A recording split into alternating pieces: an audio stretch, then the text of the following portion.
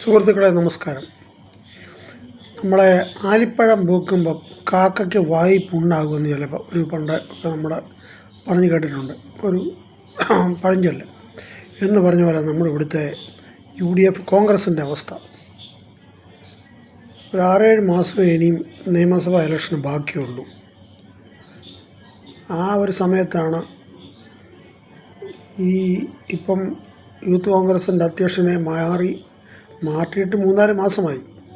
സ്വാഭാവികമായിട്ടും മാറിക്കഴിഞ്ഞാൽ അദ്ദേഹത്തിന് മത്സരിച്ച് തോറ്റ അടുത്തയാളെ ആക്കുക എന്നുള്ളതാണ് സ്വാഭാവികമായിട്ട് നമ്മളൊക്കെ സാധാരണക്കാർ ചിന്തിക്കുന്ന ഒരു കാര്യം. പക്ഷെങ്കിൽ അദ്ദേഹം വേറൊരു ജാതിയിൽപ്പെട്ട ആളായ കാരണം, വേറൊരു ജാതിയിലെന്ന് പറഞ്ഞു കഴിഞ്ഞാൽ ജാതി സമവാക്യങ്ങൾ നോക്കണം, അതുകൊണ്ട് അദ്ദേഹത്തിനെ ആക്കുന്നില്ല. അങ്ങനെ അതിനേക്കാട്ടിൽ കുറഞ്ഞ ഒരു വോട്ടുള്ള ഒരു ആളിനെ യൂത്ത് കോൺഗ്രസിൻ്റെ അധ്യക്ഷനാക്കുന്നു. അത് കഴിഞ്ഞിട്ട് മത്സരിക്കാത്ത ഒരു പാർട്ടി, പ്രായപരിധി കഴിഞ്ഞ ഒരു പാർട്ടിയെ ഒരു യൂത്ത് കോൺഗ്രസിൻ്റെ വർക്കിംഗ് പ്രസിഡൻ്റ് ആക്കുന്നു. വർക്കിംഗ് പ്രസിഡൻ്റ് എന്നൊരു തസ്തിക ഇതുവരെ ഇല്ലായിരുന്നു യൂത്ത് കോൺഗ്രസ്സിന്. അങ്ങനെയൊക്കെ സംഭവങ്ങൾ നടക്കുന്നു. അപ്പോഴത്തേന് ഇവിടെ കോൺഗ്രസ്സിനകത്ത് ഭയങ്കര പൊട്ടിത്തെറികൾ നടക്കുന്നു.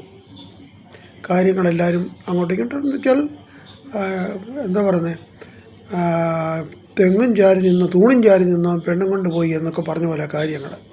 ആൾക്കാരെ നമ്മളറിയാവുന്ന ഇപ്പം നമ്മുടെ പ്രസിഡൻ്റായ ജനീഷിനെ ഒന്നും നമ്മൾ പേര് കേട്ടിട്ടേ ഉള്ളൂ, ഒരു ചർച്ചകളിലൊന്നും കണ്ടു വെച്ചാൽ അബിൻ വർക്കിയൊക്കെ എന്ന് പറഞ്ഞാൽ ഭയങ്കര പെർഫോമൻസ് ചെയ്യുന്ന ആൾക്കാരായിരുന്നു.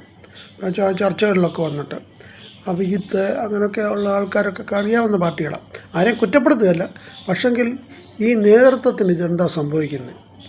സാധാരണക്കാരുടെ പൾസ് അറിയാനുള്ള ഒരു കഴിവ് കോൺഗ്രസ് നേതൃത്വത്തിന് ഇല്ലയോ? അതോ മനഃപൂർവ്വം അവർ ഈ BJP പിണറായി വിജയനെ സപ്പോർട്ട് ചെയ്യാമെന്ന് പറയും? എൻ്റെ അഭിപ്രായത്തിൽ കോൺഗ്രസ്സുകാർ മനഃപൂർവ്വം ഈ കോൺഗ്രസ് നേതൃത്വം ഈ പിണറായി വിജയനെ സപ്പോർട്ട് ചെയ്ത് കൊടുക്കുക. എങ്ങനെയെങ്കിലും പിണറായി വിജയൻ ഭരിച്ചോട്ടെ, ഇവിടുത്തെ തമ്മിത്തല്ല അങ്ങനെ തന്നെ അവസാനിച്ചോട്ടെ എന്ന് കണ്ട് അതല്ലെങ്കിൽ ഇങ്ങനെയുള്ള ഒരു വിവേകമില്ലാത്ത തീരുമാനം കോൺഗ്രസിൽ നിന്നുണ്ടാകത്തില്ലായിരുന്നു. ഇത് ആ പാടെ ഒരു കുത്തിത്തിരിപ്പിന് ഉള്ള വഴിയുണ്ടാക്കി ഈ ഒരു കാര്യത്തിലൂടെ. ഇത്രയും പറഞ്ഞുകൊണ്ട് ഉപസംഹരിക്കുന്നു. നമസ്കാരം, ഗുഡ് നൈറ്റ്, ജയ് ഹിന്ദ്.